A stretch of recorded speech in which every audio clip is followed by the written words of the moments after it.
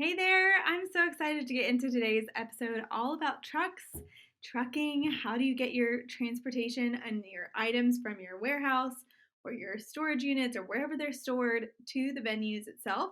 So, this episode is much needed. We get this question a lot, and so I'm excited to dive into today's episode all about trucking and what you should decide for your transportation. Well, I think it's really important that we look at a couple things before we decide which ones to do. And so I have a list of questions that you can find in our show notes, but I also want you to write them down and really answer them for yourself before we start talking about buying or leasing or renting or anything like that. And if we should do box truck or truck and trailer or whatever we should do. So let's get into it. So I'm just gonna jump right in and tell you all the different questions that you need to be asking yourself before we jump into those. So the first question is, do you typically deliver your items to loading docks or do you typically go to ground level areas? I know for us in our business, back, probably 4 or 5 years ago, and previously before then, we were really more often going to areas that were ground level areas to deliver stuff in. So we're going out to some barns to deliver items to, we're going to residences, we're going to places where they didn't necessarily have a loading dock.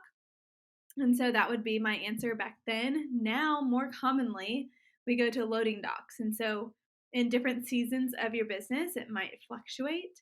But answering this question first is very, very good. So, do you deliver to loading docks more often, or do you deliver to ground level areas? The second question is, do you typically need ramps or lifts? Now, this is going to depend on the product that you are delivering. So, are you delivering things that are in crates or in boxes? Or are you delivering things that are big and bulky and on maybe lots of wheels and they need to be rolled somewhere? And then a secondary question to that, are the wheels that you're using, are they more narrow or are they bigger?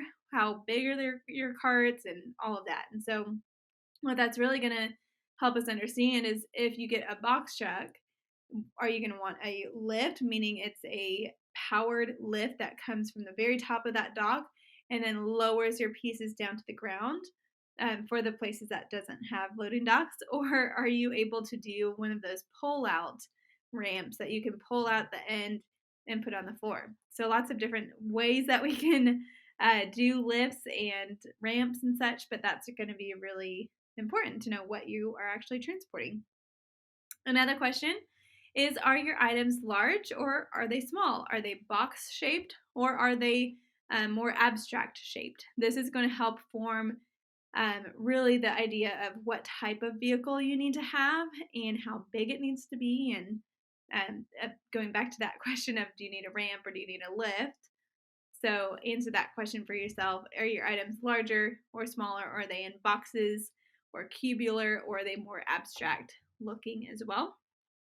Another question you need to ask yourself is, do you send one or two people on deliveries, or do you perhaps send 4, 5, 6, 7, 8 people on deliveries? This is going to matter when it comes to trucks and trailers or box trucks and how many seats that you have in your trucks and trailers. And then an extension of that question is, how often do you have more than two people go on a delivery? So if you say, well, most of the time I have one or two people go, but there's the ever so often one that happens that I need to send 4 or 5 or 6 people on a delivery instead. Well, that's going to help us inform, do you need a crew cab? Do you need a single cab? What does that look like for you? And the next question is the ease of a truck and trailer or a box truck better for your business?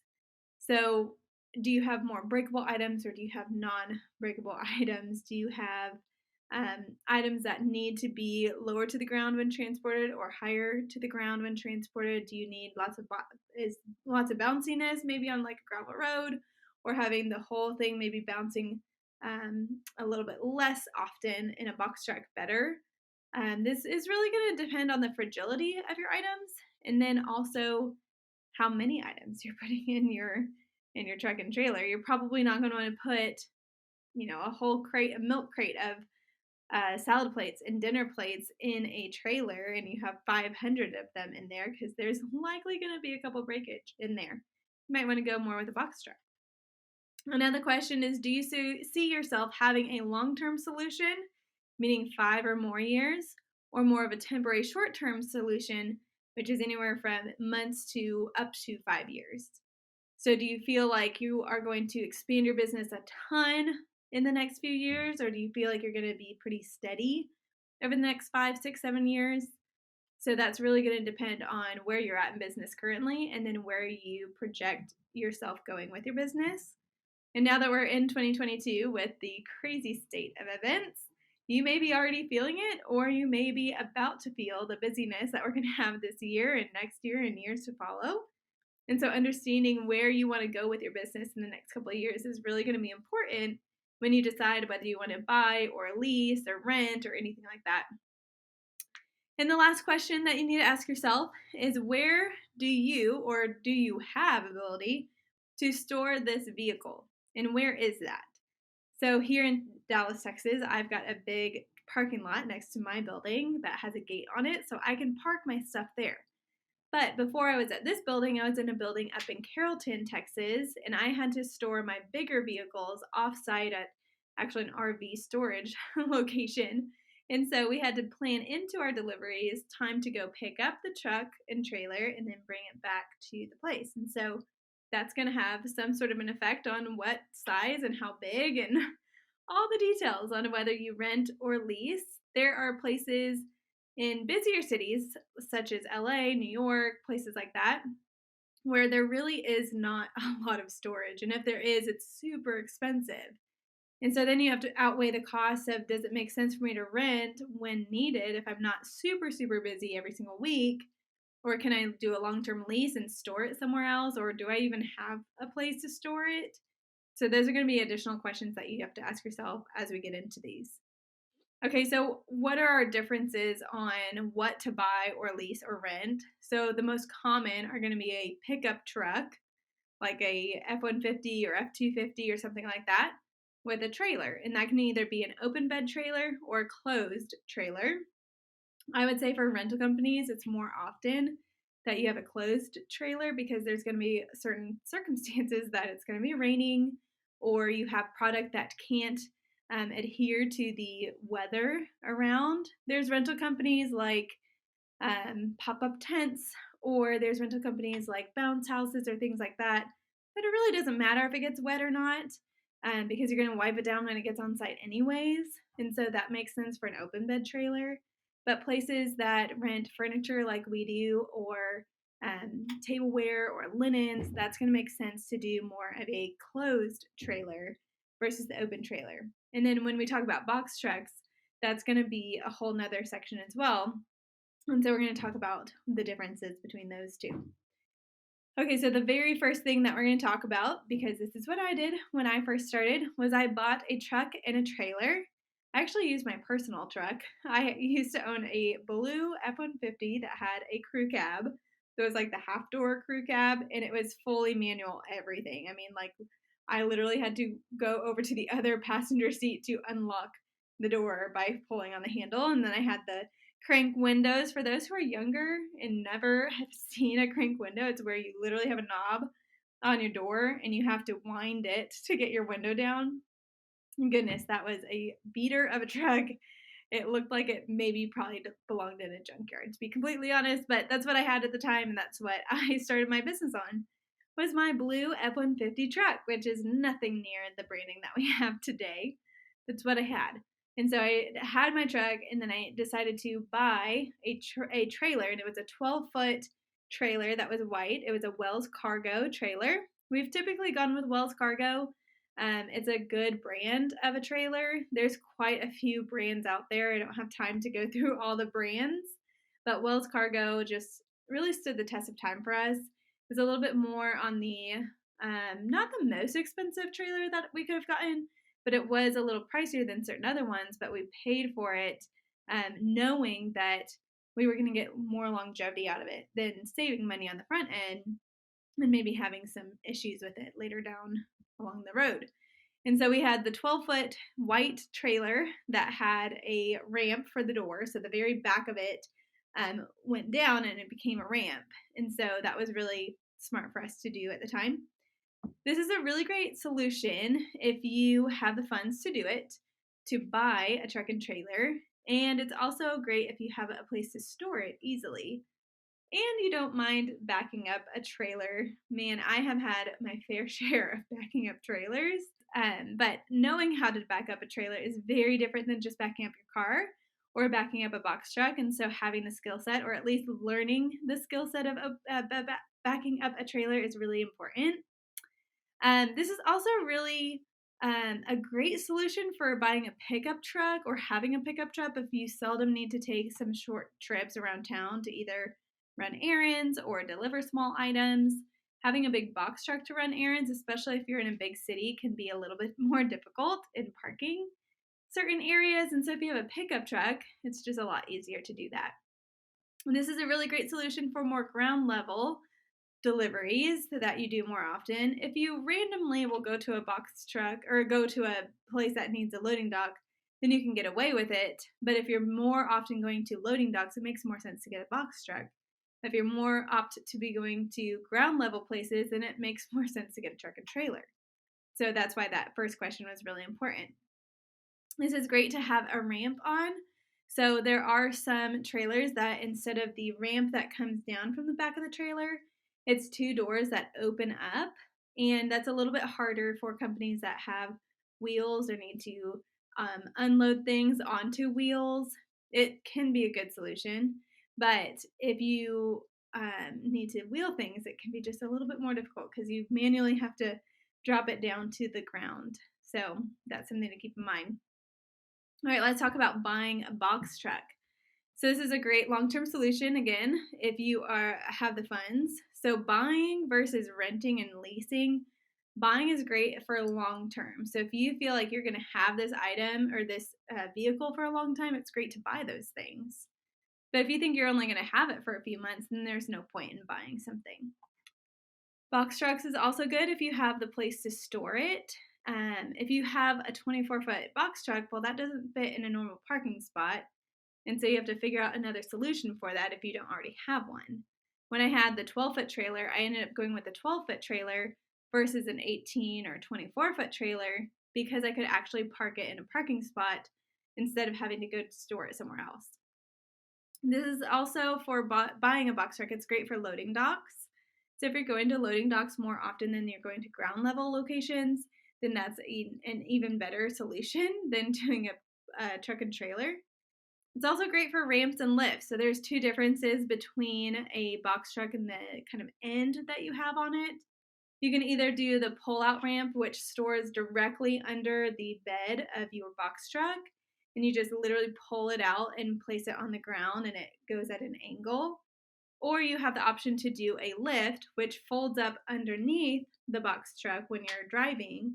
And then you typically will have either a manual option to pull it out, or there's a switch that you can automatically, hydraulically get it out and ready to use. And so those are two different options. When you buy a box truck and when you buy a pickup truck, not necessarily the trailer part of it, but when you buy a box truck or a pickup truck, it's really important to know the history of maintenance and how old and how many miles are on those. Because the more miles that you have, especially on a box truck, the more maintenance and more issues you're going to run into.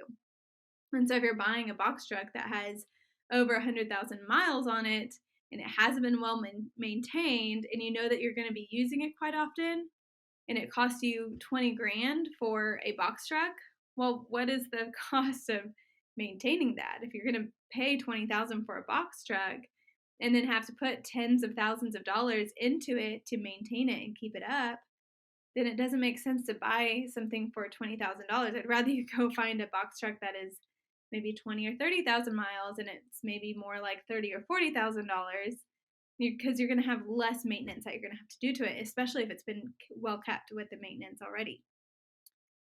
All right, so that's when we come to buying. Now let's talk about renting versus leasing. So this is great short-term solutions. Renting is more of a temporary solution, whereas leasing is a great long or short-term solution depending on how long we're talking.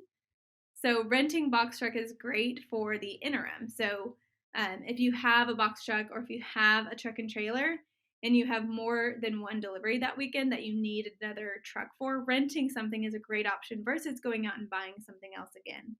Now, if it becomes more often where you have two different shifts at the same time most of the year, then it would make sense to go buy another or long-term lease another box truck or trailer. So that's when it makes sense. Or if you need to have maybe a 12-foot or a 14 or 15 or 16-foot truck and trailer or box truck, but then you also have more commonly a bigger order where you need a 24 or 26-foot box truck or trailer, then it makes sense to get two that are different sizes because it will make up for it in the long run versus going and renting it very often. I would say when you get to the threshold of renting a box truck or renting a trailer more than, let's say, 3 or 4 or even 5 or 6 times a month on a regular basis, not just in your busy season, but really on a regular basis, then it makes sense to go buy or long term lease another one versus having to spend all that money on buying or going and renting something for the weekend. Back in October and September of 2021, we were ramping back up into the really, really busy season, and we were spending $4, 5, 6, $7,000 on renting a box truck every weekend. You're like, this is ridiculous. We're spending all this money. Well, now we can lease a box truck and spend $1,500 on that per month versus $7,000 or $8,000 on renting something. So that's when it makes sense to go and lease something or buy something versus renting all the time. You're just wasting money. You're throwing money out the window at that point.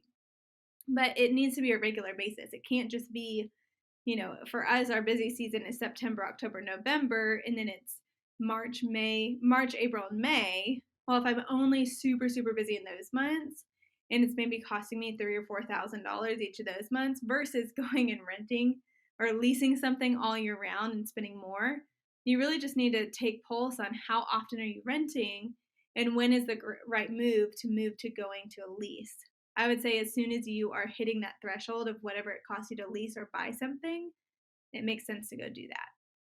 Now, it can get very, very expensive while you learn this. However, it's going to help you save in the long term because instead of preemptively going out and buying or leasing something long term and then becoming a dud and it's never used, then that's just a waste of money. And so you just have to understand and help project and understand what the history looks like when you're determining whether you're buying, renting, or leasing something. Now, leasing a truck is a really great long-term solution as well. Kind of a longer short-term and then long-term solution. If you plan to have this box truck for years and years and years and years and years and years to come, then it makes sense to go buy that. For low miles, also, you don't want to go buy something that has hundreds of thousands of miles on it and then you have to pay for the maintenance. And so it's this fine balance between do I rent, do I lease, do I buy, and there's lots of determination that needs to happen between all of that. And so hopefully these questions kind of help you understand that. Now, the things that you need to look at whether you get a box truck or a trailer is some of the features that go along with these. So for a rental company, it's going to be really, really important that you get what is called e-tracks inside of your trucks and trailers. What an e-track is a track. It's a metal track that goes inside the trailer or the truck, and it allows you to hook onto it with your bungee straps or your ratchet straps. And so it's really important to have those. There's also these attachments to the e-tracks called D-rings or O-rings, and these are rings that clip into the e-track, and then it creates a ring for you to easily put your ratchet or your bungee around to strap it to the other side. It's not necessary. You can still put your straps into the e-track itself, but it's going to be a little bit easier if you can have these rings that you put in it. You also might consider having some additional hooks and rings either on the floorboard of the inside of the truck or on the ceiling or in certain areas. And so really understanding how often you are using certain items and where they are laid and placed inside your truck is going to be really important to determine how far up the wall you need them and how many tracks you need in there. We typically do 3 tracks in our rental trucks or rental or lease or buying trucks. And the reason for that is we'll put one at the very bottom or anywhere from 6 inches and under on the wall to have anything that's lower or like legs to a sofa. We'll hook from down there. And then we'll put one up about 2 or 3 feet above the floor. And then we'll have something about 5 or 6 feet above the floor as well for anything that's taller and bigger. And so that's just where we put our E-tracks. We put them on both sides of the wall. And then anything that is really ground level, you're going to want maybe a second door on the side versus just the back so that you can access anything in there. And so those are some really good tips. If you are doing a trailer, you will want to make sure you have the right ball hitch for your truck. There's a story one time actually that my parents borrowed my trailer and they were taking my brother out to Texas Tech in Lubbock to go drop him off at college. And what they had done is they took the trailer and they put it on their car and they had a 2-inch ball when they went out there. And because the trailer was super heavy with all their furniture, they were able to make it out to Lubbock no problem. But as soon as they unloaded that trailer and it became loose or became lighter weight, they were sitting at a stoplight and decided to make a big turn to go onto another street. And that trailer popped off and started going out and not on the truck. It should have been on the truck. It was not on the truck.